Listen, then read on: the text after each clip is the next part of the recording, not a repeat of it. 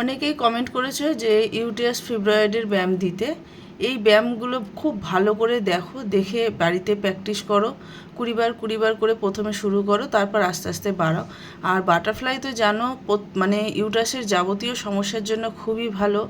আমাদের পেলভিক মাসলও হচ্ছে নমনীয়তা করে, যেটা বলে।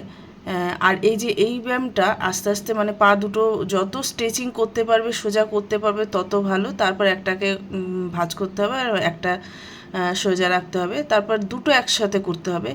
এই ব্যায়ামগুলো শুধু ইউটেরাস ফিব্রয়েড না, যাদের ইউটেরাসের নানা রকম সমস্যা বা ইউরিন ইনফেকশান আছে তাদের জন্য কিন্তু খুবই ভালো। যাদের পিরিয়ডসের প্রবলেম আছে তাদের জন্য খুবই ভালো।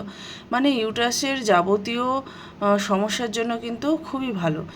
করতে হবে, সময় দিতে হবে। আর আরেকটা জিনিস, যেটা একটু বাইরের খাবার মানে ফাস্টফুড যেগুলো, সেইগুলো একটু কম করতে হবে। বাড়ির খাবার খেতে হবে, টক জাতীয় খাবার একটু বেশি খেতে হবে, তাহলেই কিন্তু